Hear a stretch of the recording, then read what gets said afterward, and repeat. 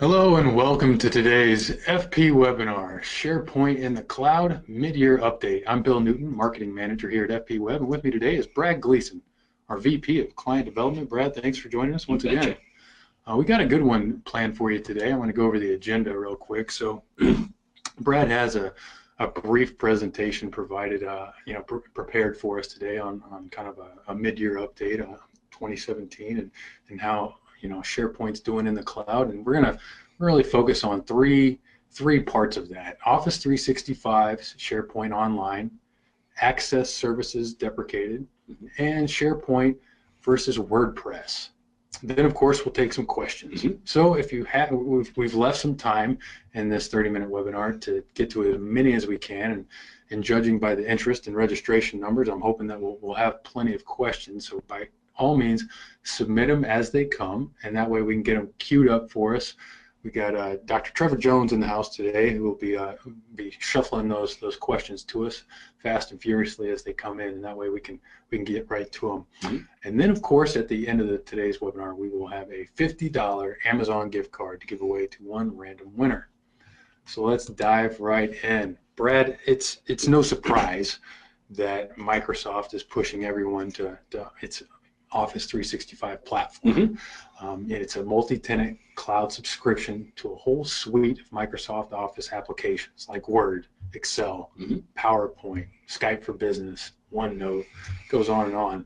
But it also includes kind of a diet version, a light version of SharePoint, which is called SharePoint Online. Yeah, and it's a great bundle, but it's vanilla, okay, and people just have to recognize that that's what they're getting with that push. So the limitations include site collection quotas, file upload limits, and storage limits. Okay.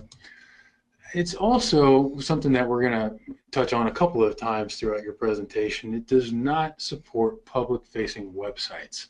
And then the other key thing to keep in mind is because it is a multi-tenant platform, Office 365 does have some security concerns as well as compliance issues. Yeah, there's some missing functionality. A handful of Site, IT Pro, Developer Insights, Search, and Content features, all of those are still missing out of that, so people just need to recognize that. Okay. And then, but in a private cloud, like Fpweb.net, right? Right. So yeah, and of course, any private cloud, of course, or on-prem, even on-prem, you get more of a custom fit, and folks already know that. You've got enhanced control, security, and of course compliance along with those. So those are three big things. It depends on your priorities, I suppose. But when Brad said control, security, and compliance, you got to look at what your priorities are as a business, I suppose, and see if that's really worth stepping away from Office 365 or not. Absolutely, and compliance now with the enhanced security concerns that are out there, of course, WannaCry I think woke up a lot of folks, and security is white hot right now, and it's only going to get more focus. So these are things back in the day, compliance was just that you need to be compliant, but was there a HIPAA police? Was there compliance police for your industries? And I think because of the increased security concerns that are out there, obviously you're seeing the heat turned up. So this is important. All right. Another part of that Office 365 lack of functionality would be access services. So let's drill into that a little bit. What about access services? Well, access services was seen by some as a fantastic way of building SQL-style apps in SharePoint. But now, and many people are already aware of this, Microsoft is no longer supporting access services for new apps and web databases. So Microsoft is retiring access services from Office 365 and SharePoint Online. Okay, that word retiring kind of caught my attention. What does that mean? Well, for most of the folks that are out there listening, retiring early is a great thing, right? Oh, yeah, that's true. But in this case, not so much, especially if you're dependent on this. So Microsoft has stopped the creation of new access-based apps and access web databases in Office 365 and SharePoint Online. It will shut down any remaining apps and web databases that are still left out there by April of 2018. April 2018 is the deadline. So what do we do? So you need to migrate any access-based apps and web databases to either a private cloud like Fpweb.net or on-prem by April of 2018.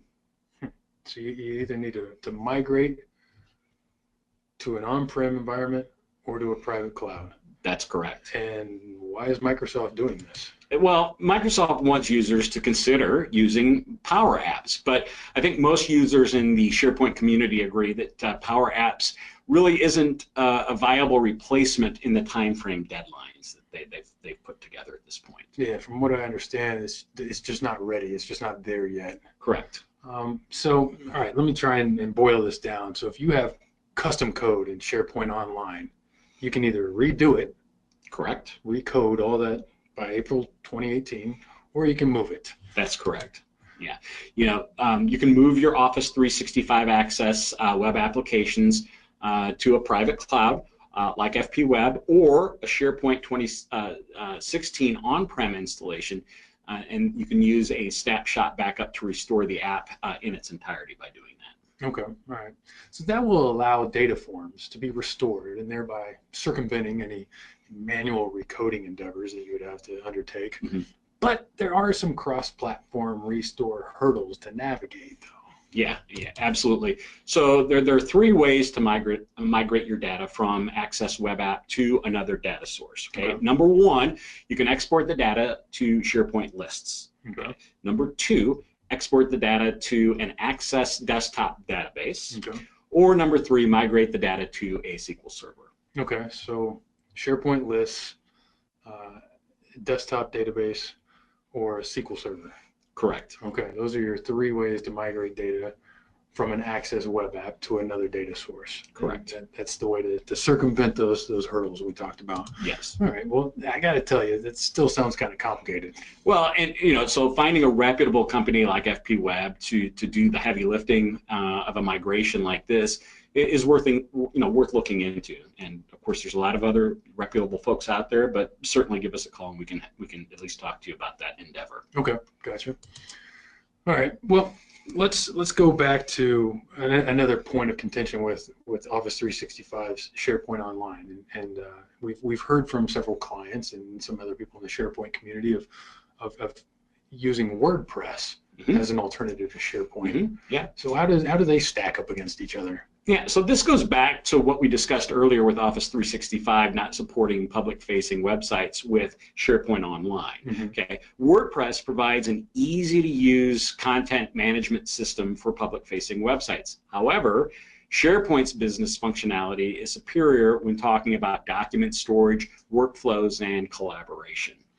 Document storage, Workflows, and collaboration. That sounds like some key components of running a business to me. Once again, I guess that's a priority for you. It's something to consider before you completely jump ship. Yeah, it depends on what your need is. Okay. It depends on how you use, how you use it, and that's everybody's got their own unique needs. So that's one of the things that we'd love to talk to you about, and just you've got to understand how you're using it, what's going to work best for you moving forward. Yeah, that's a good point. I think a lot of vendors will show you a content management system, whether that be WordPress or another one, and claim that it can handle the increased efficiencies of your inner workings of your office. But you start looking at document storage, workflows, and collaboration. Those are that could be a pretty important part of your business in terms of getting the most efficiency out of your staff. So right. Well, for the people that use them, you bet it is. Okay. Yeah. All right. And now, going off of a historical perspective that I have, it seems like WordPress is kind of the go-to for blogs, and that SharePoint would seem to be the go-to for intranets. Yeah, and I think that's accurate. So a couple of things to remember. Number one is 27.5% of all websites globally use WordPress. Its plugins and themes make it really quick and easy as a solution for managing web-based content. Okay. So that's them. Then 90% of Fortune 500 companies use SharePoint for their intranet. Okay, so this it really integrates well with other Microsoft software, offers automated workflows to increase Office, task, and document management efficiency. Okay. So a couple other things. WordPress is a CMS. So that's a content management system. So that's for software or programs used to create, edit, manage, and publish digital content. Okay. Right? SharePoint is a ECM, so enterprise content management tool, which encompasses strategies, methods, and tools used to capture, store, preserve, and deliver content and documents related to the organization's processes. Okay, so I'm starting to see that you're talking one's a CMS and one's an ECM, but what exactly is the difference there? Yeah. So since any enterprise content management tool manages content, it's a CMS. But not every CMS handles enterprise content well. So essentially, CMS handles web content and ECM handles document management. Okay, all right. Which is better? Again, this comes back to who's listening, right? And so both really is the answer, because it depends on what you need. WordPress is great for website content management, but not great at integrating with systems or processes. That's where SharePoint shines, particularly customizable SharePoint environments here at Fpweb.net. Okay. All right. And for those of you keeping a pitch count on the easy questions I'm lobbing at Brad here, here's a nice softball. Why Fpweb? Yes, all these tough questions for me. Okay, so obviously, a shameless plug. It's our webinar, so we're going to plug ourselves. Okay. Fpweb.net has been the first to host every version of SharePoint in the cloud since 1999. We've managed 1.9 billion SharePoint logins, and Fpweb is a member of the Microsoft Cloud Solutions Provider Program. Okay. A couple other things. We have a 6-minute response SLA. That's interesting. Can you elaborate on, is that 6 minutes during business hours, or what does that mean? 24/7. Okay. Now that's for things that we're hosting. So okay. That's on our, in our hosting realm. But you know what? We're very proud. We're very proud of the fact that we have a 6-minute SLA. Okay. And Fpweb now offers per user pricing for SharePoint hosting as low as $3.42 per user per month. So this is kind of new. Yeah. And we've put together, well, I should say Dr. Trevor Jones here has put together a video demonstrating a new SharePoint hosting calculator. Curious to see how much it would cost to host SharePoint with Fpweb.net? Head over to Fpweb.net/SharePoint/hosting. Enter your number of users into the calculator near the top of the page, and you'll get a total storage amount plus a bottom line cost. It includes unlimited sites, unlimited data transfer, a free SSL certificate, and a 30-day risk-free trial. Interested? Just click Go, and all we'll need to get started is your name, email, company, and which version of SharePoint you want. SharePoint hosting services from the best provider in the business, now available from $342 per user per month. Training, SharePoint licensing, item level backups, SQL access, AD integration, additional storage, SharePoint admin as a service, SQL DBA as a service, and SharePoint developer as a service. We've always mentioned those when we've talked about our managed services, but those are all extra. They don't come with your hosting, right? Okay. All right, so what about if you have high availability needs? Mm-hmm. So Fpweb.net also has dedicated SharePoint hosting per user pricing available for those needing highly available SharePoint server farms. It provides a fault-tolerant, highly available, scalable, dedicated, secure private cloud with full server control and consumption. Okay, very good. And let me say that you can see a calculator on our website, just like the one we showed you in that video, for the dedicated hosting per user pricing that Brad just talked about. So you can go to fpweb.net/SharePoint/dedicated-hosting. So that's fpweb.net/SharePoint/dedicated-hosting. And the same thing, you can play with the number of users and see that per user per month pricing and the storage that comes with that for that dedicated, controlled, and customized SharePoint environment. I've got another question here real quick. Is there any migration support to Azure or SQL? So yeah, as a matter of fact, I'd love to talk to you more about your specific needs, please don't hesitate to email or give us a call. And but yes, we can absolutely help you there as well. Yeah, we are a Microsoft partner, part of the Microsoft Partner Network, as well as the Microsoft Cloud Solutions Provider program. So very easily able to tackle Azure needs as well. So when Brad said that we provide that absolute support on premises or any cloud, that would be one of those clouds. Cloud. That's right. That's one of those clouds. Yeah. Brad, here's one that came in that I should have done a better job of clarifying. And said, what's the difference between SharePoint Online and Office 365? And that's a great question. It's one that we hear a lot. And Office 365 is that multi-tenant platform. It's that suite of Microsoft Office applications such as Word and Excel and PowerPoint and all those, all the apps you love and live by every single day. Right, exactly. Yep. And instead of having the full enchilada of SharePoint as part of that Office 365, they have a light version of SharePoint, and that's called SharePoint Online. Correct. The only way you get SharePoint Online is in Office 365. But as we mentioned earlier, folks, just understand there's a lot of, people are sometimes good at selling, sometimes not, but sometimes they are. And the fact of the matter is, people will sometimes say whatever they need to get you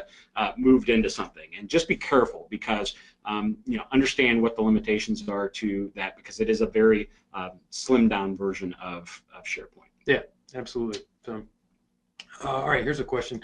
How much does SharePoint migration help cost? So again, it depends on the help that's needed. And I know that's kind of a blanket statement, but this is where discoveries come in and really make all the difference in the world. And we would absolutely want to do a discovery. We can talk about what a discovery would look like on your end. And like we mentioned earlier, if we're the ones who actually end up doing the migration help for you, that discovery will be included if we're doing that migration work. So these are all things that I'd love to talk to you more in detail about. So feel free to email or give me a call, and we can have a much lengthier conversation regarding your specific needs. Great. We got one that asks about Sitecore, which is interesting because we've definitely helped manage as well as host Sitecore in the past. For several different clients, and the question is, can I integrate Sitecore with Office 365? And once again, I would just encourage you to reach out to Brad so that we can have a conversation about what your needs are, whether you're on Sitecore now or if you're looking at getting that, and if you need help with that on premises Office 365, if you want to do some consulting on comparing those options. Well, and here's the other advantage too. I'll bring in one of our engineers into the conversation. We'll talk about your specific needs and what you're trying to do specifically, and we'll tell you the best path as far as a potential solution is concerned. Very good. Yeah. Okay. So earlier you were talking about the migration and how we'll do a discovery and provide that for free if you sign on with us to manage. Or to hire us to do the migration, as well as we would provide that discovery for free if you bought a managed services subscription. So let's jump into what a managed services subscription looks like. What exactly would that be? Yeah, so this is a great opportunity to talk a little bit more about this because there's some exciting things that are happening. Yeah. Fpweb's managed services, again, you get expert USA-based 24/7 absolute support, and that's on premises or any cloud. This is obviously to fill any kind of gap that you currently have, extend your team, or consolidate roles to save money with our managed services. Our managed service plans are set up by roles covered by admin, DBA, network engineer, and developer. So those are the different types of managed services, and folks typically find themselves that they need some help with maybe development, or they need admin, but sometimes they might need more DBA than admin. So, for example, if you need SharePoint admin or SharePoint admin help, you can add our team to your team for as little as 40 hours a month at $1,695 per month. So I'm going to take that a step further, and we're going to talk a little bit more about this. We're really quickly entering the age of an OpEx model for companies. They really want a budget that they can count on that's going to be fixed on a month-in, month-out basis. And part of that from a managed service perspective is, and part of the fear, I think, for a lot of companies is they get into these situations where I don't know how much admin. Do I really need 40 hours a week? Do I need 40 hours a month? What do I really need, help with specifically? Yeah. I need help, but I don't know how much yet. Exactly. Right. And not only how much of that specific role, but across roles. So I might need some DBA help. I probably will definitely need some developer help. And who could you turn to be able to provide those services, yet have a fixed monthly subscription as far as those managed services prices? And I've got some good news, and that's us at Fpweb.net. One of the things that we're just rolling out is the opportunity for, again, whatever managed service that you need for your fixed monthly budget, you can turn up DBA and subsequently turn down admin. Okay, or turn up development and turn down admin, depending on what your specific need is for that month. And again, I'll talk to you about how that works specifically if you have those needs, but please don't hesitate to give me a call. We can talk more about it, because I think it's the service that a lot of folks would absolutely benefit from if they knew that they had that flexibility in a managed service program. No question, and this comes from several conversations with clients and prospective clients, and even these questions that we get on the webinars. It's something that we're pretty excited about, because you talk about the ability to scale up your plan. So if you wanted to start as low as 40 hours a month and realize you could actually utilize much more, you can scale that up. But now we're talking about the ability to scale within your plan. So like Brad was talking about, turning up developer and turning down admin, but staying within the same confines of your budget. That makes it scalable and flexible in several ways, and I think that'll be very, very helpful. I do too, and we've gotten a lot of feedback, like Bill said, from our client base, and this is something that they're really looking forward to, because they see the absolute great opportunity that it is to be able to get things done as they need to, but yet stay within that fixed monthly cost. Something that Brad brings up a lot in these webinars when we talk about managed services, and by the way, you can catch any of our past webinars at fpweb.net/webinars or our YouTube channel. But he often brings up the point about the talent gap when you're looking for IT help, especially when you start talking about SharePoint specific IT help. It's becoming harder to come by rather than easier. It's specialized. It is. And so that again, you get back to the same problem that we just talked about, and that is, am I going to go out and hire a SharePoint admin? And frankly, am I going to just hire that person for that skill set? No, I'm going to hire them because I need them to do other things as well. But then, are all of the duties getting done in there? Are they getting done as well as they should be? And again, that's for us. We're SharePoint experts here. We'd love to be able to help you out with any and all of your SharePoint needs. Okay, great. I think we covered most of the. I think we did too. Yeah. Check. All right. If I did miss any, I'll go through the records later and make sure we email responses one off. Once we bounce them off our engineers and get some expert answers for you.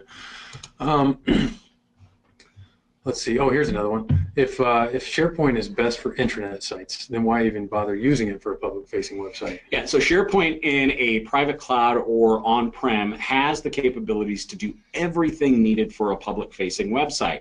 WordPress is an easier-to-use CMS, but the website visitors really can't tell the difference. The problem is that Office 365 customers don't have that functionality in SharePoint Online. That's a great point. And again, this comes back to skill sets. So some people will say, well, I've seen sites that have been created by our internal staff in SharePoint, and they don't look anything like some of the websites I've seen out there or have seen on WordPress. And that could be a very fair and accurate statement, but it's only because that there was a lack of skill set in being able to develop those sites within the full version or the regular version of SharePoint. Okay, yeah, that's good. All right, so it's at this point that I'd like to remind you that I will send an email out by the end of the week with a recording of this webinar, along with a link to register for our next webinar, which will be Tuesday, July 25th at 1:00 p.m. Central. Brad will most definitely be here to help me with that one. And before we announce the winner of our $50 Amazon gift card, we're offering a chance to all of you listening to this live right now a chance to win an additional $100 Amazon gift card for completing a quick, and when I say quick, I mean a one question, just rank these 10 things about SharePoint. This survey I'm going to send out right as soon as I get back to my desk. The first 25 people who will fill out that survey are entered into a contest to win a $100 Amazon gift card. So there you go. So you actually have the chance to win 150 if you're one of those lucky persons. Yes, all you bet. right. So, all right. So you pick a winner. We do, and we have a winner here, and that winner today is Craig Davis. Craig, congratulations on your $50 Amazon gift card. I will be getting that out to you real quick here as soon as I get back to my desk. Fantastic. All right, everybody. Thanks for joining us.